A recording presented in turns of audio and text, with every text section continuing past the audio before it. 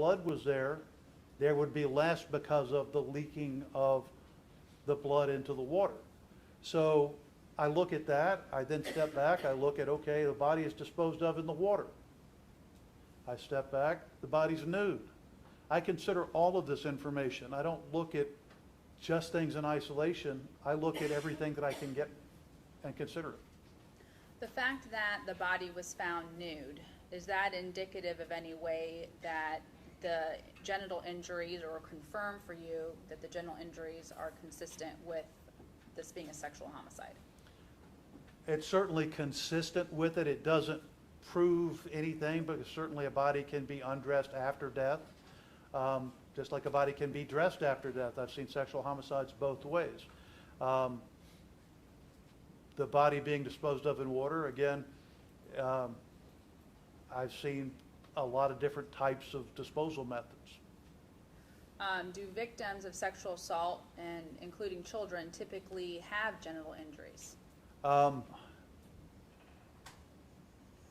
You used a legal term that I don't, I try not to use, because medically, assault is a legal term, it's not a medical term. So I try to avoid saying things like that. So sexually related injury or sexual homicide. Yes, forgive me. So sexual, typically, do you see injury in sexual related homicides? Oftentimes you don't. Victims are reported to only have injuries in about a third of cases where there's documented against their will sexual penetration, if you will. So it's, you don't see it all the time. It's not, oftentimes not there. It's only a minority, and when you do see it, it adds credence or adds support to this is a real injury, and since I can't speak to somebody's intent, instead I speak to what I see, most folks don't want to have injuries in that area. Are you finding consistent with sexual homicide? Yes. Other than the injuries we discussed, were there any injuries to her internal organs, such as the liver, spleen, lungs, anything? I don't recall anything. There were some other findings that are non-specific. Pulmonary edema or fluid in the lungs, I believe, was mentioned, as well as congestion of the lungs. Those are non-specific injury-associated findings. They don't prove anything by themselves. They're consistent with strangulation, but they don't prove strangulation by themselves. A lot of different things can cause that exact same picture. When an autopsy is conducted, is also toxicology screening performed on the person that is undergoing the autopsy? Oftentimes is, sometimes it's not. It was in this case. Was there anything of note found in her blood, in her system?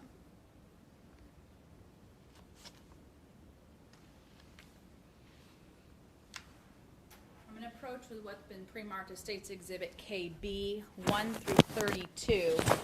Are these photographs all the photographs pulled specifically from your PowerPoint? I would have to go through my PowerPoint picture by picture Okay. to verify that these were in fact. Do I need to do that? Yes. Okay. I have your PowerPoint right here, so I'll assist you.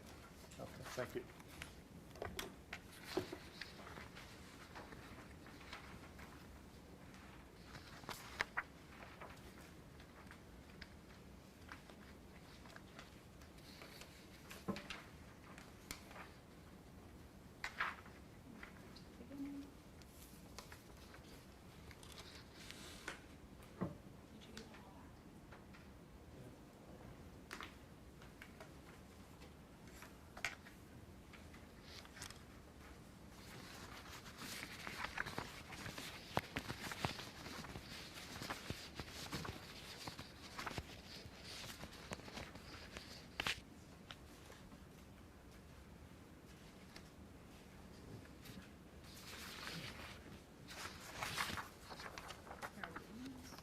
Sorry. I was trying to make good use of the time. No. Apologies. Okay, so that's here. You recognize that one as being in your PowerPoint? I do. Okay. Move to the next one. Ah. Yeah, but there's more on that one.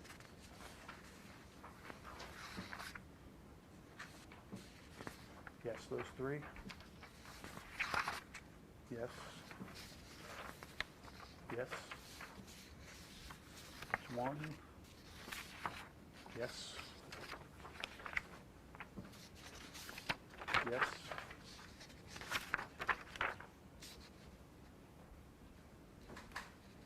Yes. Yes.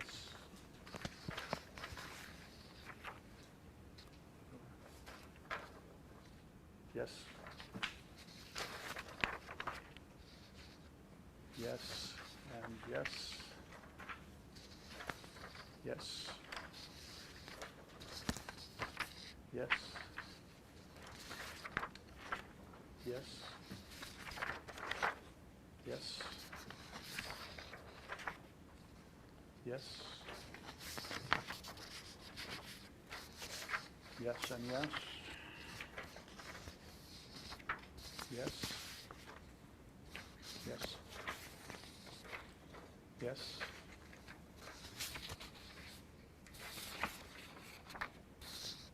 Yes.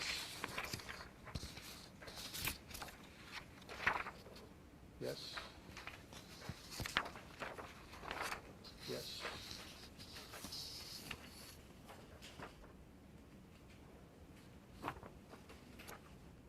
Yes and yes.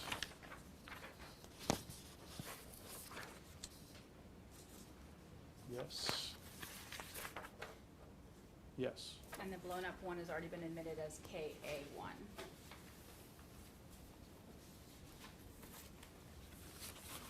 So these, those photographs fairly accurately depict the photographs contained within your PowerPoint, Yes. and that's KB1 through 32.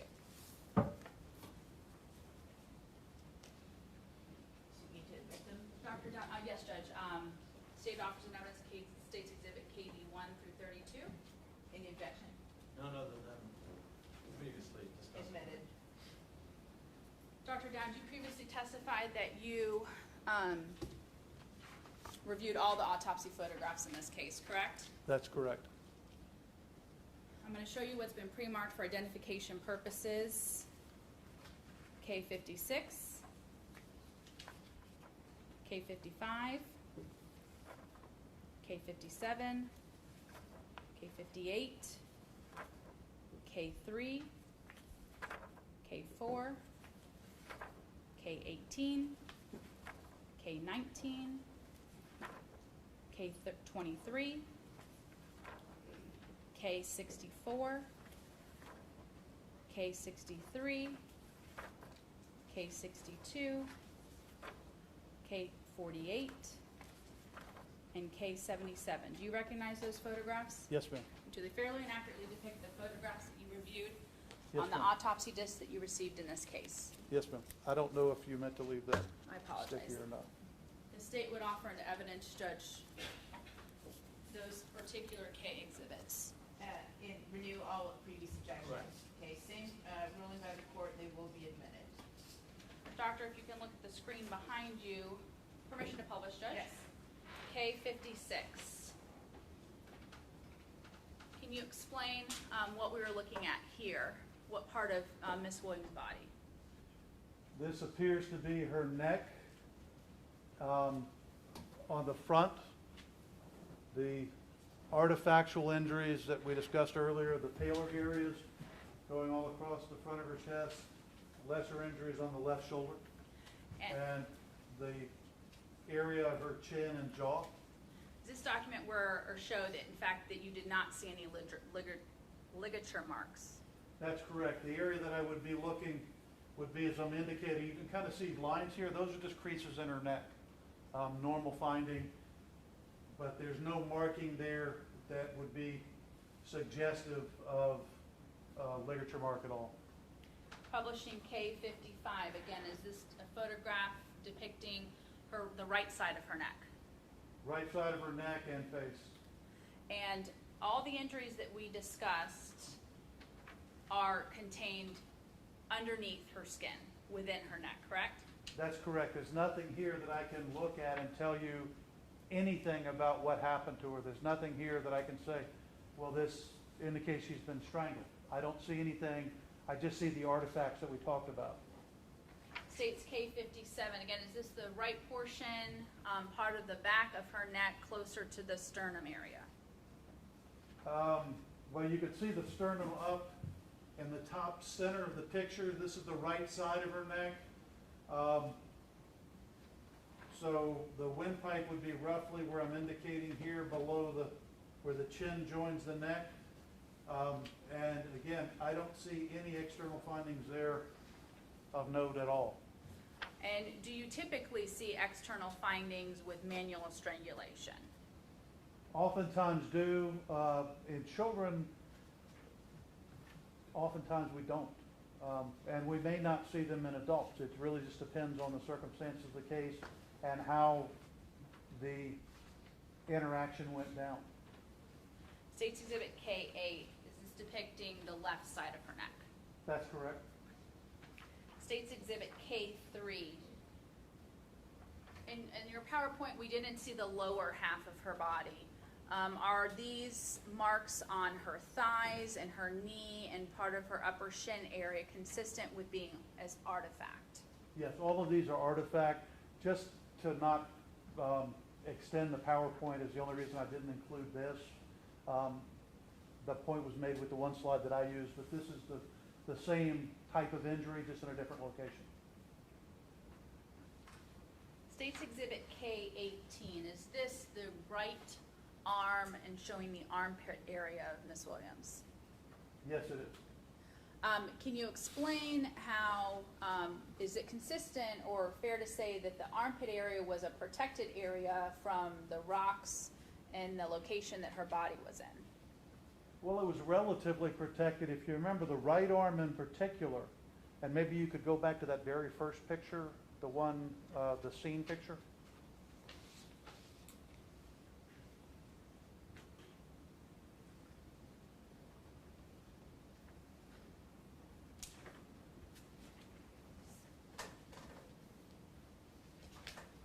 And this will be States Exhibit KB1. So again, she's face down. So she's laying in the water like this. Her right arm coming across here. And as I said, it's not anchoring her, but stabilizing. And you can see the arm is away from the body. But even with that, that armpit area is still protected. It's a recessed area. And it's an area where you have a whole lot of injuries to the right shoulder. Not as much as the left, but that's an area with a lot of injuries. Yet the armpit, because it's in a recessed protected area, there's no injuries in there.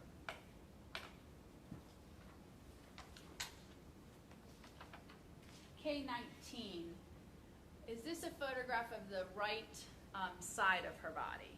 Yes, it is. And was mainly the artifact contained on the victim in this case to the front of her body? Yes, it was. States Exhibit K23, is this depict the left side of her body? It does. States 64A, or K64, was mainly the back of her body absent of artifact. Yes, ma'am. And what does that tell you? That area wasn't exposed to the rocks, barnacles, etc., like the front of her body was. K63, again, is that just continuing to show her upper part of her back? Yes, down to her, looks like right above her buttocks. And K62, is that the lower part of her body on her back? It is. K48, does this photograph depict the genitalia of the victim? It does. And can you explain how protected that area where we ultimately saw injury was? As you can see, since you can actually see the vaginal area, the vaginal opening, the legs have to be spread to take the photograph to show this area. But even with the legs spread, the buttocks are coming together and the area of the vaginal opening is recessed within the labia, the lips of the vagina. So it is protected not only because it's deeper in the body, it's protected by the vaginal lips as well as the flesh forward of that. In addition, most of the trauma's to the front of the body. This area is not in the front, it's actually kind of rounded and at the bottom of the body, if that makes sense. It's not at the front or in the back, it's between those two. Was there any injury noted to the victim's anus? No, there was no injury. There was dilation. That's a common post-mortem artifact, not an injury. K77. Does this photograph depict the genitalia as well as her anus? It does.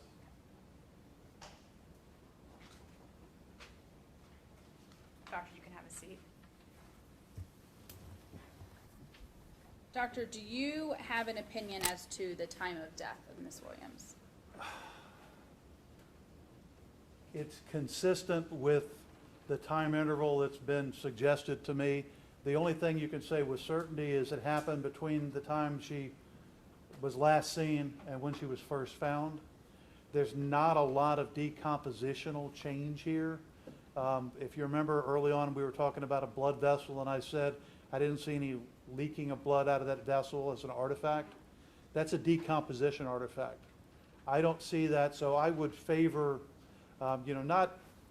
certainly not a day's period, but it's not like TV. I can't be, 11.3 hours or something like that. Does water, the fact that the body was in the water, affect the ability to ascertain the time of death or opine with regards to that? It does, because now you're entering in things like water temperature, and water has different temperatures depending on where the body is in the water. If a body goes down, it's colder at the bottom this time of year, colder at the bottom than at the top, certainly in the ocean. So if the body goes down, it's going to end up in a colder environment, refrigerating, slowing down postmortem change. You also have complicating factors like crabs, fish, shrimp, all of that aquatic life that can alter things like the area around the eye. So it's, again, it's imprecise. I would not feel comfortable telling you a specific hour interval. Are pathologists typically able to say the death occurred at 5 p.m. on this date? Only on TV. Okay. Are your findings consistent with her death occurring at approximately 5 p.m., being placed into the water at approximately 11:30 p.m., and being found the next day at around 3 p.m.? Yes. Judge, may I have a moment? Yes.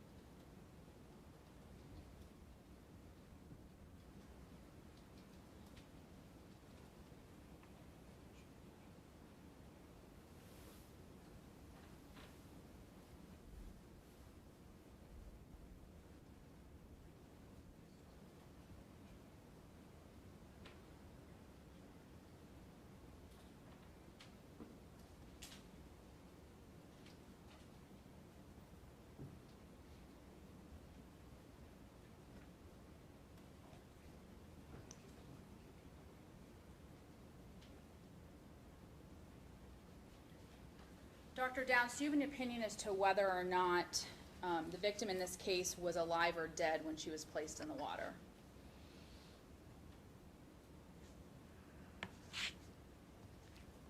I don't have any indication that she was alive. I can't completely dismiss that, but based on everything that I see, I believe she was dead when she was placed in the water.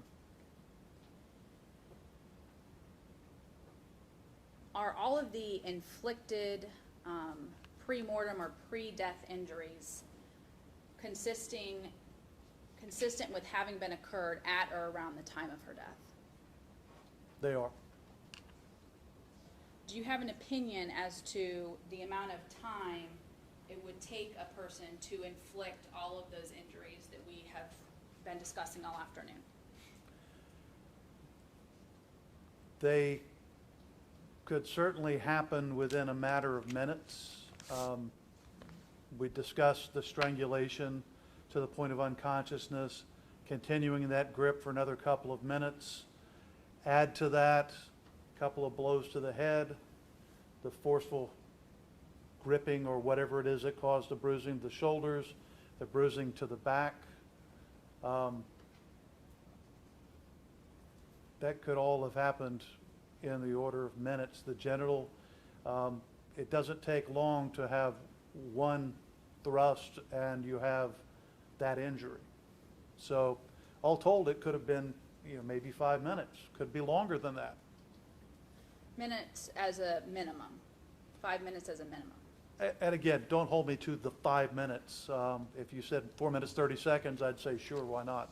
But a ballpark, that's an estimate. Are your findings consistent with a 9-year-old being attacked, raped, strangled? Again, you used a term that I don't use. Forced sexual penetration, yes, and would be consistent with this manual strangulation as well, and attack. Within a reasonable degree of medical certainty, what is the cause of death of Felecia Williams? Asked and answered. Sustain the objection. Within a reasonable degree of medical certainty, what is the manner of death for Asked Felecia and Williams? answered. Well, actually, I don't know if it's been asked within a reasonable degree of medical certainty, so go ahead, you can answer. Manner of death is homicide. No further questions, Judge. Okay, Cross? Good afternoon. Good afternoon. I'll be brief. You indicated that your findings are consistent with the time of death being 5 p.m. and the body being deposited into the water between 11 and 12:30. I was asked if that was consistent, and it is. Yes. And would it also be consistent with the time of death being 6 p.m. with the same schedule? Sure. Again, it's not like TV. The only real accurate way is a witness with a watch. Same with 7 p.m.? Yes. No other questions? Okay, redirect. Nothing, Judge. All right, may this witness be excused? Yes, Your Honor. Okay, very good, you're free to go. Thank you, Your Honor. Okay. All right, state who's your next witness. The state would briefly recall Detective Elmer. Okay.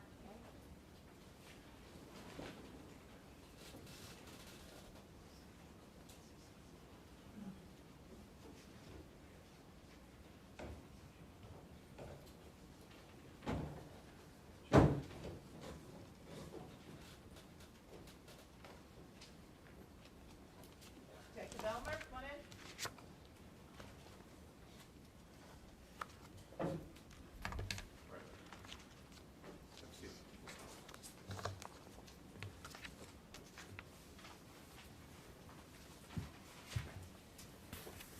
Hello, you remain under oath from when you were previously sworn. You may proceed. Yes, Your Honor.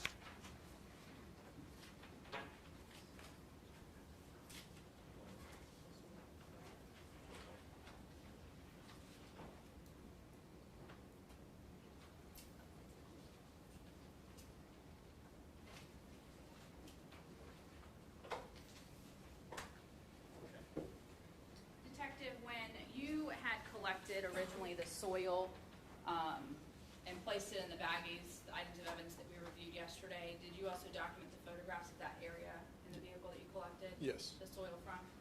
I'm approaching you and showing you what's been pre-marked as States Exhibit 1 through 7, HH 1 through 7.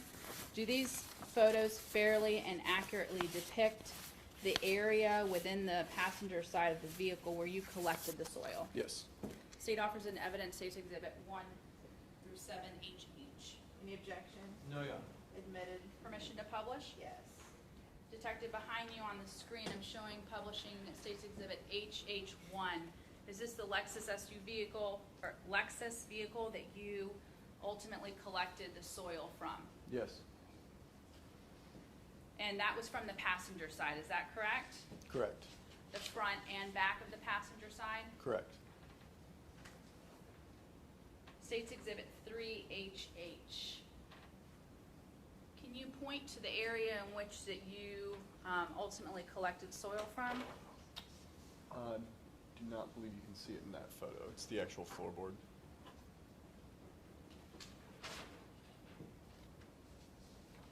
State's Exhibit 4HH. Is this a far away photograph of the front passenger seat? Yes. It would have been this area down here. State's HH5. Is that a close-up of that area? Correct.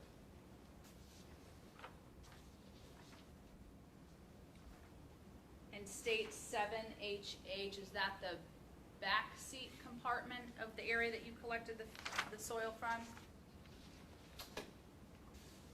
It's tough for me to tell from that photo.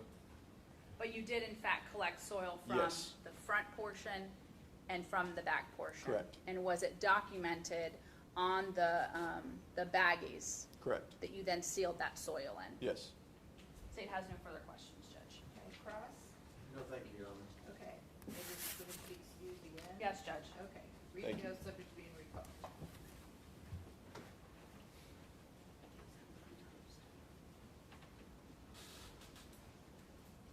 All right, State, who's your next witness? State will call Dr. Randall Alexander.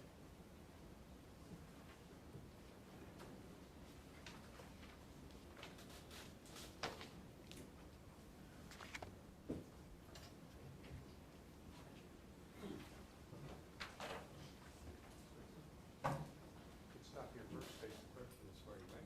Do you solemnly swear or affirm that the testimony you are about to give in this class is the truth, the whole truth, and nothing but the truth, so help you God? I do. You step up this way, doctor, have a seat in the witness stand.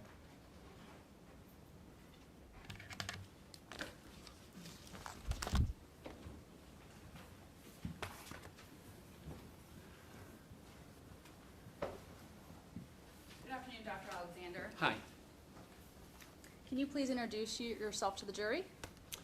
I'm Randall Alexander. I'm a child abuse pediatrician. I'm the chief of the Division of Child Protection and Forensic Pediatrics at the University of Florida in Jacksonville. We have college of medicine branches in both Gainesville and in Jacksonville. Can you describe what your duties are with regards to being a chief of the Division of the Child Protection and Forensic Pediatrics? Sure. I have administrative duties. We have about 13 grants that help fund what we do, grants and contracts, and I'm the administrator for a tiny percentage on about half of those. About 25% of my time is working with Wolfson Children's Hospital on child abuse prevention activities of various sorts. I'm also the fellowship director. Fellows are doctors who are getting training beyond their residencies, and I'm the program director for 2 fellows, and that's for child abuse pediatrics, so that when they're done, if they finish the fellowship and pass the national test, they can be board certified as child abuse pediatricians. I also see kids, and I see kids both in Jacksonville, and my team covers 8 counties from Georgia down through Daytona, and so I take weekend call both in Jacksonville and just recently I did my weekend call down in Daytona, and there I see kids for various kinds of child abuse. I also do the death review reports for the child protection team, where I look at all the autopsy things and law enforcement and school, certainly emergency medicine, all the other sorts of things that go into a given case, and write a report about that. And I do that for all the cases in which there may or may not be child maltreatment in those 8 counties. Approximately how many death fatality review cases do you do a year? Probably about 80. And that is mainly within the area of where you are employed within Jacksonville and the surrounding counties? Right, those 8 counties. Can you give us a brief educational background? Sure. I went to Michigan State University, 1968, got my bachelor's degree in psychology in 1972. Then I went down the road to the University of Michigan, and I got a master's degree in 1974 in psychology. Did a couple more years, but then went to Wayne State University in Detroit Medical School, and I got my MD degree in 1980. And then I did a 3-year standard pediatric residency in Grand Rapids, Michigan, which is Michigan State's largest clinical campus. And then I did an additional year, being a combination of a chief resident and what we call a fellow in community pediatrics, where I worked on child abuse issues.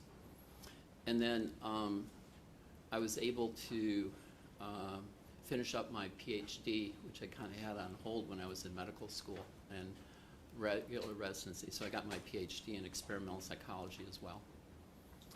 Now, are you a board certified pediatrician? I am. Do you hold a licensure in the state of Florida? I do that as well. And are you board certified in any specialty area? I am. There's a specialty called child abuse pediatrics. It's a national specialty. It's like there's pediatric cardiology, pediatric pulmonary. There's a thing called child abuse pediatrics. It's been around now for 10 years. And in 2009, I was in the group that first became certified in that subspecialty. Prior to becoming the chief of the Division of Child Protection and Forensic Pediatrics, first of all, how long have you been employed there? A little over 15 years. Where did you work prior to that? Before that, I was in Morehouse School of Medicine for 6 years in Atlanta. And then before that, I was at the University of Iowa for 14 years. All during those times examining children? Yeah, when you're, I work with colleges or university, I've always worked there, but when you're a physician, you're seeing kids or adults, whoever it is your age group is, but you're seeing them all along. You're clinically involved. We're not teaching students like a college professor in an undergraduate course or something. We're clinically active, and a lot of our teaching is by having people work with us as we see patients. And are you, have you previously been the statewide medical director for the Florida Child Protection Teams?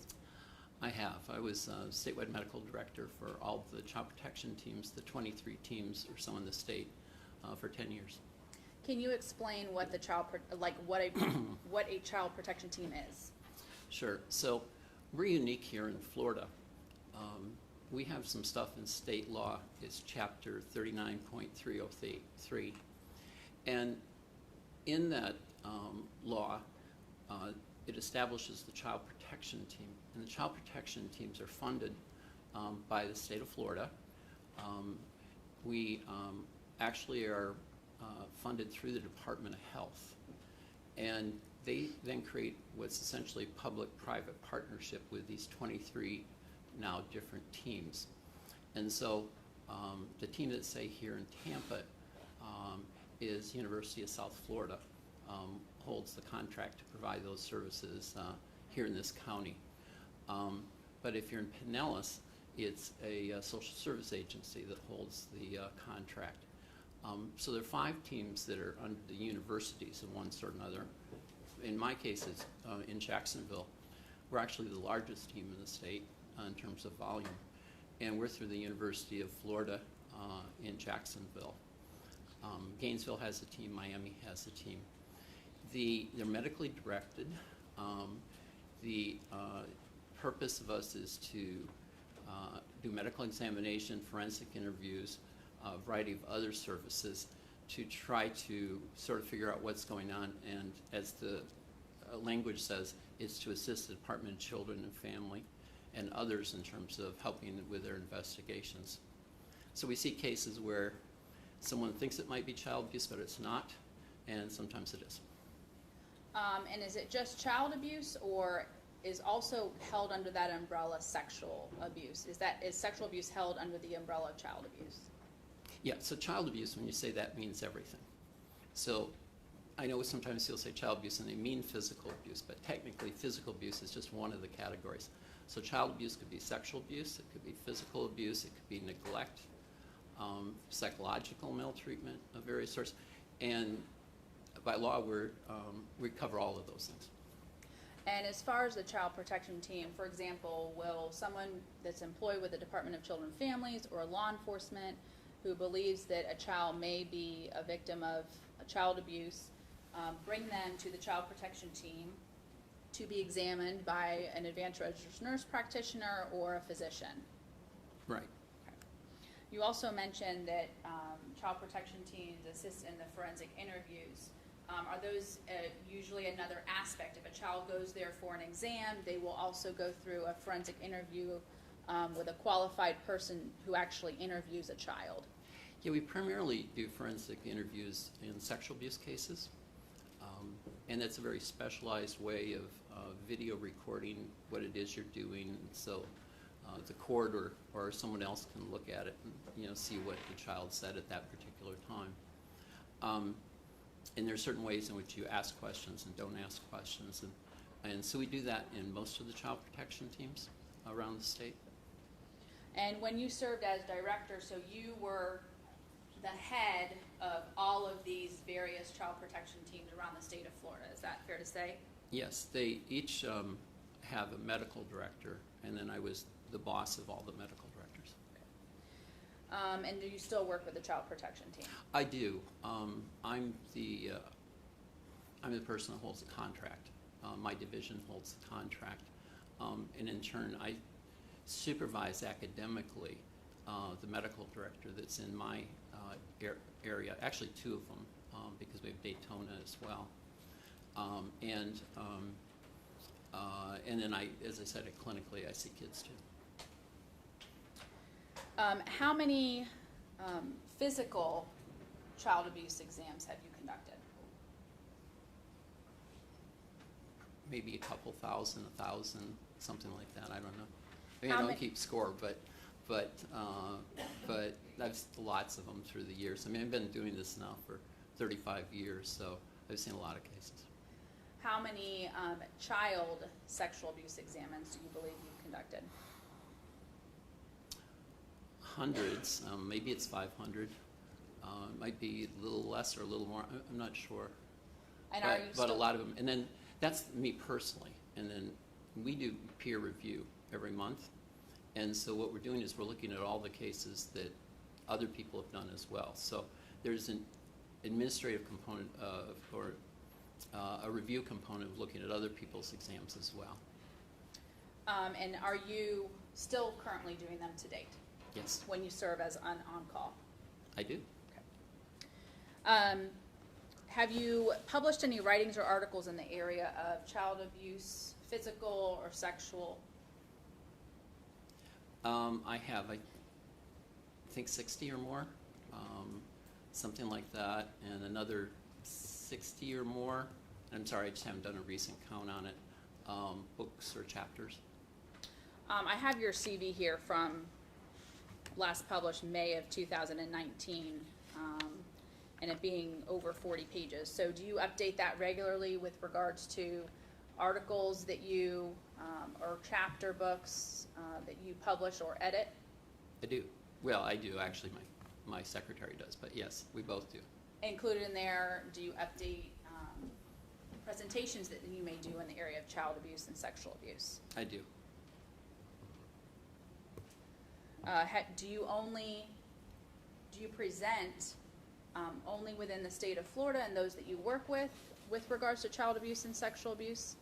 No, I've presented all over the country and most of the states. I've presented to the military, a number of different countries, and Australia and Scotland and Saudi Arabia about 10 times, Kuwait 3 times, maybe a dozen times in Estonia. Just a variety of other places. And on New Zealand, Korea, China, a variety of places. And are these on various topics of physical child abuse and or sexual child abuse? Well, at least those. I mean, it could be something else that's related to another form of child abuse as well. When you worked for the Morehouse School of Medicine, was that for the Center of Child Abuse? Right, I was the director.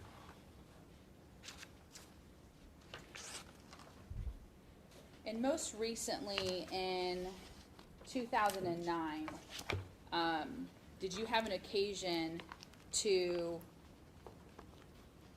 be an editor of a book that specifically dealt with child sexual abuse? 2019. I'm sorry, did I say 2009? You said 2009, I think. I meant 2019. Yeah, we just put out a book. I enlisted another person to help me, and we just put out a book on child sexual abuse, which is kind of probably the latest book that there is on that. Can you give us a brief description of what kind of material is entailed within that? Well, a variety of things. It's about epidemiology. It's about how to do exams. It's what exam findings look like. What are some of the latest criteria? And as editor, I get a bunch of people to write chapters of various sorts. I wrote several of the chapters about team functioning, some stuff about neurobiology of what happens in these cases in terms of how it affects people, in terms of the genetics and epigenetics and a variety of other brain changes and other things. One of the best chapters that I like a lot is we had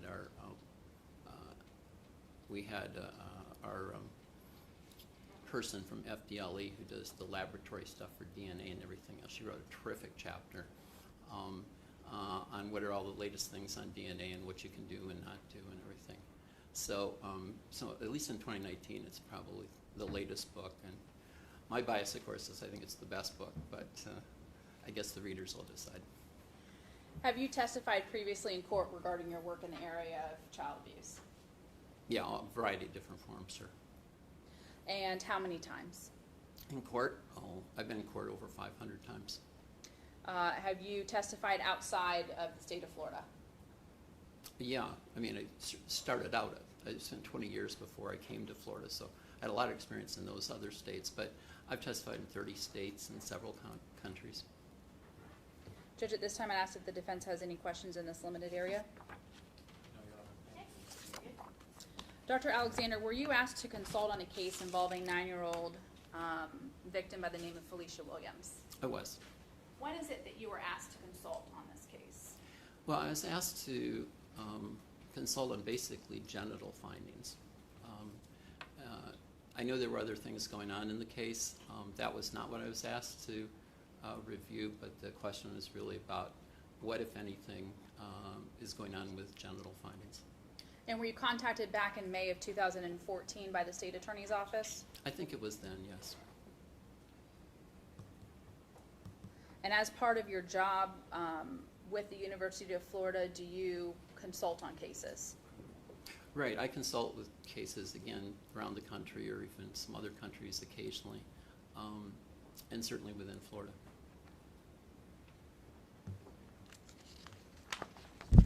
You had previously mentioned that you were asked specifically to review and give an opinion, if you could, with regards to the genital injuries. Were you asked to do anything with regards to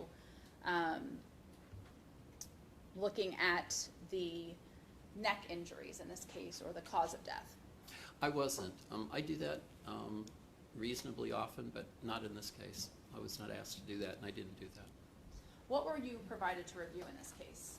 Well, a lot of materials. I got a couple of CDs, and they showed pictures of the scene. There was one sequence that just showed the plants along a roadway.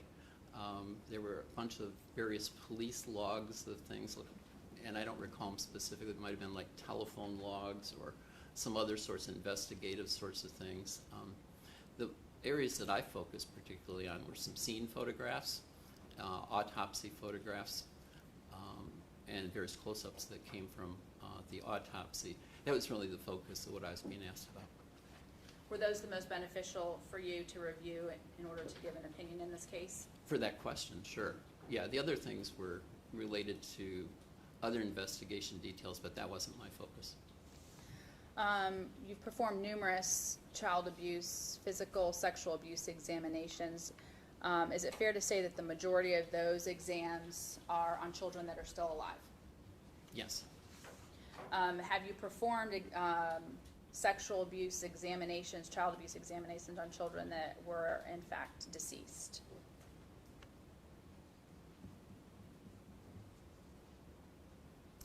I'm not sure if I have. I just can't remember. There's one case that was kind of, whether I was looking for that or not. I think I did look at a kid once that was dead, and we were looking at some issues, but the majority of things is I've had a number of things where I've had photographs and case review of dead children that I was making opinions about, and I may have had 10 to 20 of those cases in my career, and then the rest of them they're living. And so and you also, as you stated earlier, do the death fatality review, is that correct? Yes. Of the children. So I assume that those patients are deceased. Yes, they are. And the majority of your patients that you do actually conduct exams on are coming to you via, as we discussed, through maybe the Department of Children and Family or law enforcement who is bringing this actual live child to you to conduct this examination. Right. We get them through DCF if it's a caregiver situation. So if there's a concern that the caregiver was neglectful or was the perpetrator, DCF would maybe bring them in. And sometimes with law enforcement, sometimes not. But when I'm on call and it's the middle of the night, it's most likely a teenager, and it's mostly likely not a caregiver. And so law enforcement brings them in, and we probably won't see DCF. When you are reviewing these cases for your child fatality death review, when you have to do your reports, are you reviewing such things as autopsy reports, autopsy photographs? Yeah, pretty much all the time. I just had a case that I reviewed yesterday that didn't have an autopsy because it was an older child and we knew the cause of death, and so they didn't do an autopsy. That wasn't the issue. But I would say that's pretty uncommon. Most all the time there's an autopsy. And then you render opinion or write a report with regards to your review of that? I do. We use that report in our review when we get everybody around the table and we do our child death reviews, which happens throughout the state. But in each of our areas we do it. So when I'm on that team and we're reviewing the cases, we look at what everybody around the table has to say, law enforcement, DCF, maybe someone from the school system or public health or a variety of other places. And then we also look at my report as well, medical examiners there. We try to put it all together and figure out what's going on.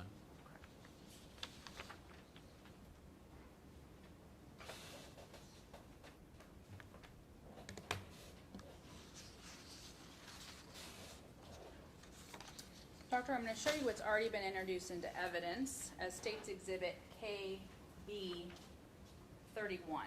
And if you can look at the screen behind you. Is this one of the photographs that you were provided to review in order to come to your ultimate opinion? It looks like it, yes. Can you orient us as far as the female genitalia and tell us the different parts that make up a female genitalia? Sure. Can I stand and point? Standing at, yes, Judge, may he stand if that assists him in explaining the female genitalia? Yes, Am I in your way? you're fine.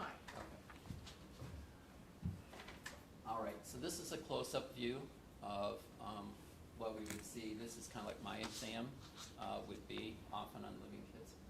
And first thing we'd notice is we'd see is there any sign of hair suggesting there was some sort of puberty, in this case real early puberty sort of stuff. And then what's not as easy to tell is there's a little bit of an estrogen effect, meaning early puberty again.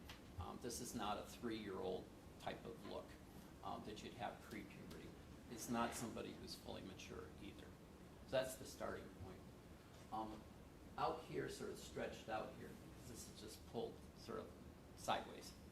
are the labia majora, okay, the outer lips. And then what we're looking at when we get in here, and it's not so distinct in this photograph, but we're going to be looking for labia minora. The clitoris is up in here, urethra, or epiautop is in there, and usually that's all closed up so you don't see a hole. And then what we're looking at here, those dark areas that you see right in there, that's actually looking into the vagina. Vagina, by definition, is deeper than the hymen. The hymen's at the entrance of the vagina, which goes deeper inside. And then we're looking here, so this is vagina, and that's vaginal tissue. We're looking right along the edges here, they minor out here, and we're looking at hymen, that's right in there. This is, just in terms of terminology, where the labia sort of come together here and here, and then the part of your body that's between your anus and all of this genital structure, where that sort of trisects, is called the posterior fourchette. Fourchette is French for fork, I think, and the fork is sort of here with its two things sticking out here. And that spot, which isn't very distinct here, somewhere in here, that is the posterior fourchette. That's external.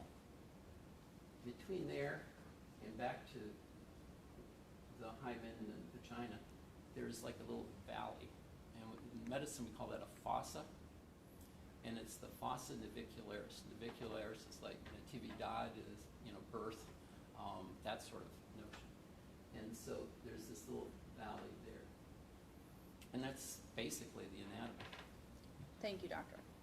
When you viewed this photograph, did you have an opinion as to whether or not those white areas located on this photograph were injury or whether they were artifact? Well, they're most suspicious for injury, but that's my first initial impression, but my other impression is I want to see more pictures. Because just this one picture alone, I kind of want to see, is this something else? It doesn't look like light reflection. Occasionally we get, if something's real wet, you get light reflection back. That doesn't look like this, so I didn't think it was that artifact. Did you receive numerous photographs in this case to review? Numerous autopsy photographs. There were just 4 or 5 that really pertained, I think, to the genital area more directly.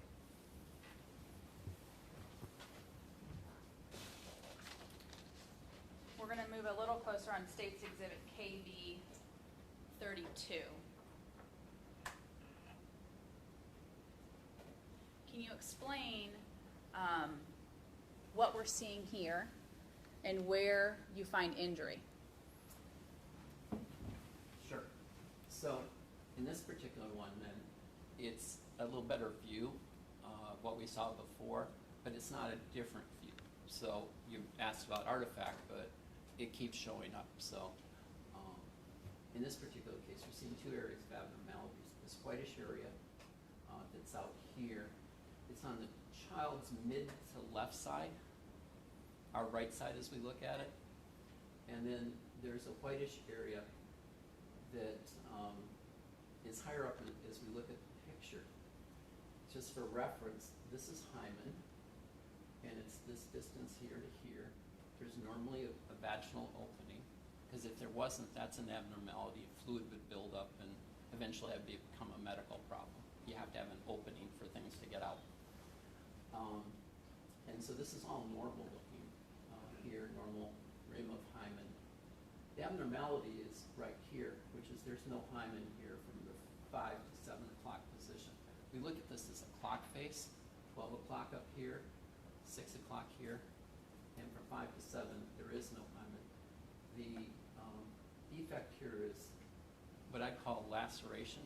In other words, a kind of a rip, not a cut like you do with a scalpel, but a rip, and it extends right up from this fossa here, and it goes right through the hymen and just a tiny bit into the vagina. And then this is another injury that's a little farther out. So, if I heard you correctly, there are 3 separate and distinct injuries within the genitalia that you just described. Well, or you could say that this one that's out here is, that's more inner in the fossa, extends into, right through the hymen and into the vagina a little bit. So if we could talk about the 5 to 7 o'clock hymen missing, is that considered an injury? Yes, That is abnormal in this 9-year-old's genitalia, is that correct? it would be abnormal in anybody's genitalia. Okay. When you're looking at the injury that is closest, and I'm sorry, you can have a seat, doctor. Closest to the hymen, the missing hymen area from 5 to 7, how far or deep in does that injury go into the genitalia?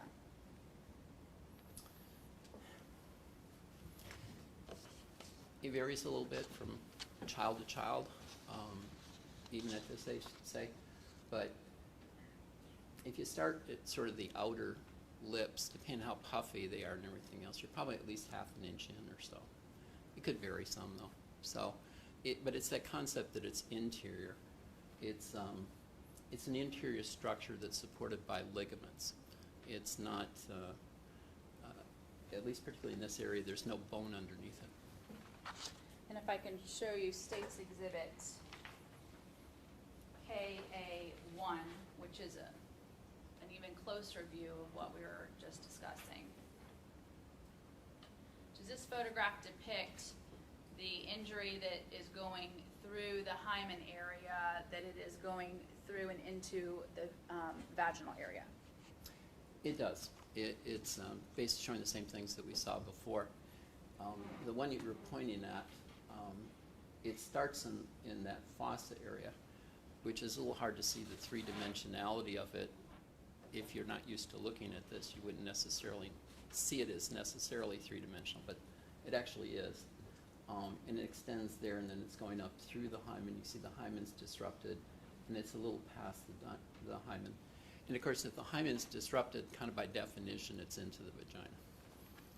And this other injury, which is below it, this is a separate laceration or rip that you discussed earlier from the one above it. Is that correct? Or abrasion, or something, yeah, something that took off some of the, what we call the mucosal surface. What is, or how can these rips or lacerations be caused? A blunt force penetrating injury. First of all, it's getting inside to get to that point. We call it blunt force because this is a ripping of tissue. It's not like a knife with a clean cut or something else like that. And this is something that actually we, as far as this location in the fossa and up in there, that's something that we often see with blunt force penetrating injuries. Various objects could do it, but they can't be objects that are particularly cutting objects. It's dildos, penises, they can do it. I wouldn't expect a finger to do that because it's you need to get something a little wider. If it was multiple fingers, could it have caused that? Maybe, I've never seen that, but again, all you have to do is get something wide enough. Are these injuries consistent with having been inflicted? Yes.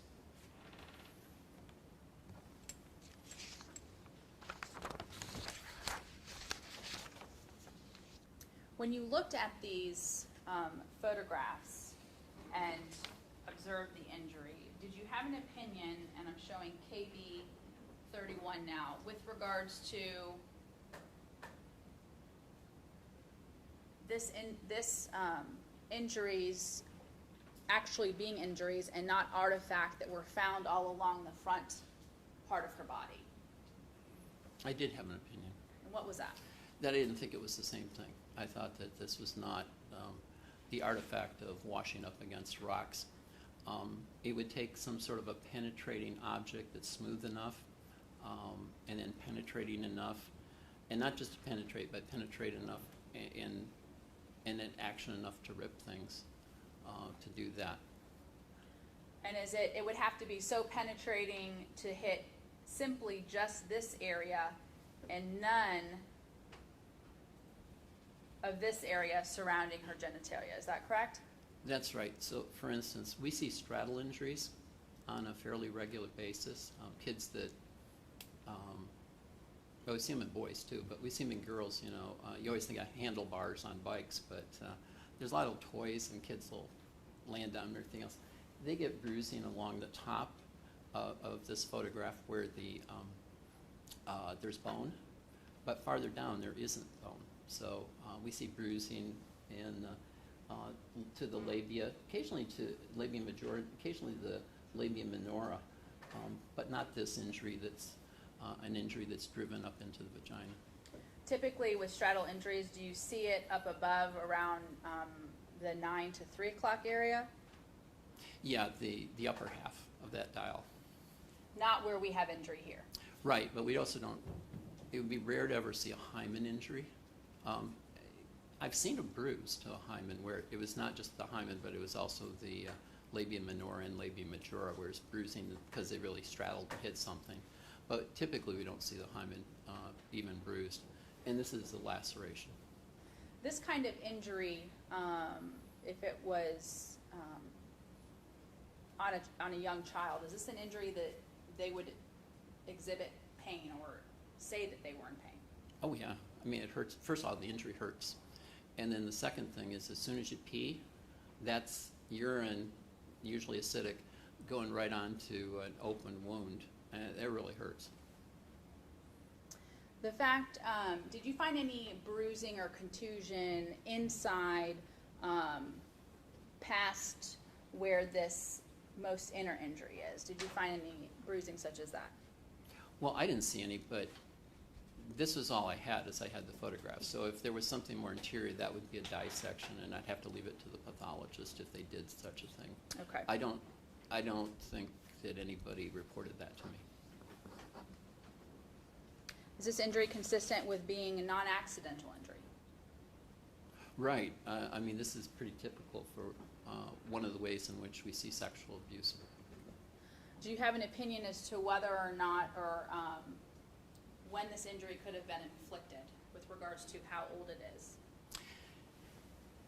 I do.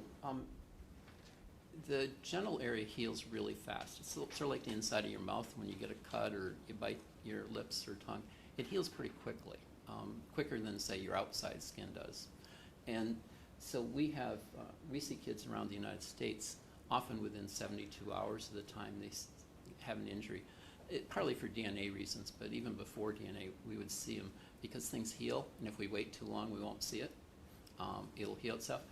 So when I see an injury here, and it doesn't look like it's pretty close to healed up, makes me feel like it's within 0 to 3 days or so. Can't be that precise about it. I'm not trying to be super precise, but if we waited 5 days, that should be pretty healed up. And again, you said that that's going to hurt when someone urinates. Oh yeah. Is it going to hurt when they wipe themselves? Yes. And do children who are sexually assaulted or report that they're sexually assaulted, do you typically find injuries such as these? Typically we don't find anything. In prepubertal kids, about 95% of the time, we don't find any injury at all. So finding injury is actually somewhat uncommon. With the teenagers who come in with acute sexual assaults, we find a higher frequency of injuries because it's an acute sexual assault. With our little kids, they usually say 3 months ago somebody did something to me and it's all healed up and we're not going to find anything. As your job examining children specifically for sexual assault, do you also have the occasion to take swabbings of the genitalia? Yeah. And can you describe how you go about doing that? Well, we talk nicely to the children because, tell them what we're doing and everything else. It usually works great. Kids are great patients, teenagers. We just tell them we have this little Q-tip. We're going to touch them with it. If they're not estrogenized, we just swab more on the outside because the hymen is really sensitive, and if you touch it, they might scream and hit the ceiling or something. So that's, you have to be really careful in that. And most people won't do that. We won't touch the hymen or go try to get any farther, Typically, as what long as age they're awake. is the hymen sensitive, such as that? Pardon? Typically, what age, until what age does that change? It's whether you're estrogenized or not that And counts. so what does that mean? So once you start puberty, the hymen changes, so it's a little less sensitive. And from a reproductive point of view, you can't have this hymen so super sensitive that nobody has sex, the species dies out because nobody's making babies. So what happens is the body starts to change, so it's receptive to the notion that yes, you can have sex, it's not going to be really particularly painful, and you can have babies and go on with that. But before you start that, it would be pretty sensitive. It's pretty sensitive tissues there. So when we have somebody here that started this, they're okay with swabs. We can put swabs in and Q-tips, and we go in real slowly and take a couple swabs. Usually we do 2 evidence swabs, and then we do 1 swab that's for culture. And has the victim in this case, is she fully estrogenized? No, she's on her way. Okay. And so you take these swabbings, and what's the purpose of taking these swabbings? Well, one of them is we want to know if they have disease. So that's one of our medical things is we want to know is there any gonorrhea, chlamydia, other concerns. And then typically in our clinic we'd have you come back 2 weeks later and we get some syphilis testing and we do some other follow-ups, some AIDS testing, HIV testing.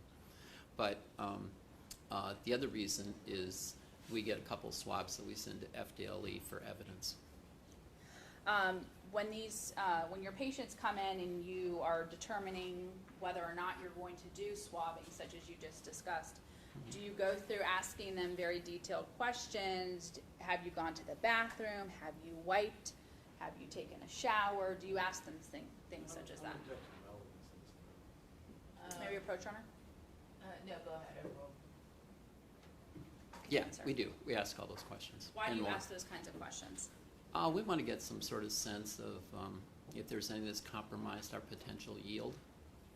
It doesn't mean we won't still do it, but it's possible if you've done a lot of washing that we might not pick up, say, DNA as much. Can water affect your ability to retrieve evidence for further testing? Sure.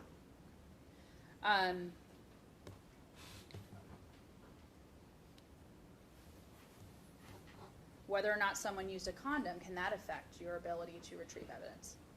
Sure.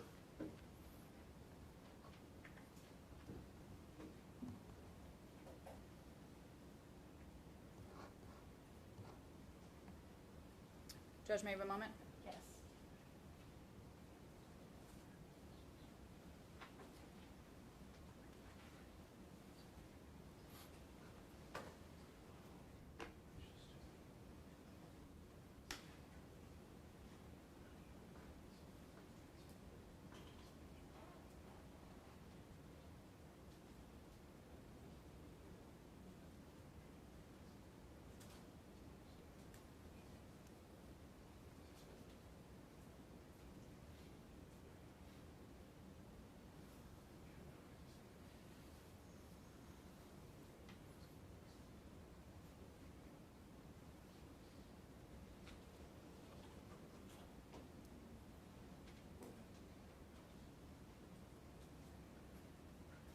Dr. Alexander, within a reasonable degree of medical certainty, are these injuries consistent with blunt force trauma or a penetrating object into the vagina? Yes. Within a reasonable degree of medical certainty, are these injuries consisted with inflicted and non-accidental trauma? Yes. Within a reasonable degree of medical certainty, are these injuries consistent with sexual abuse? Yes. We see injuries like this periodically from sexual abuse. No further questions, Judge? Ross? No questions, thank you, Your Honor. Okay, may this witness be excused? Yes, Your Honor. Okay, thank you, doctor, you're free to go. Thank you. Back to the Bailey. Thank you.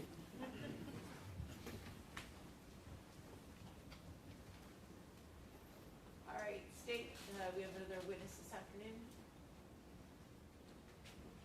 Your Honor, I think that was it for this afternoon.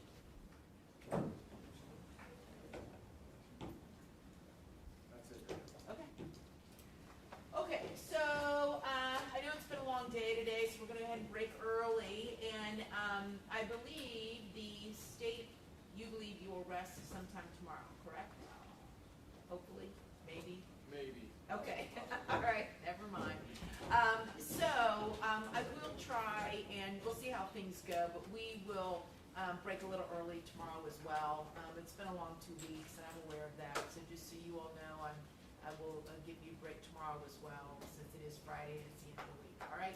So, you know what I'm gonna tell you, tonight when you go home, don't talk about this case with anybody, don't do any independent research about this case, don't listen to, watch, or read any news accounts related to this case, and we'll be back at it tomorrow morning at 9 a.m. All right, we'll see you then. All rise, jury exiting.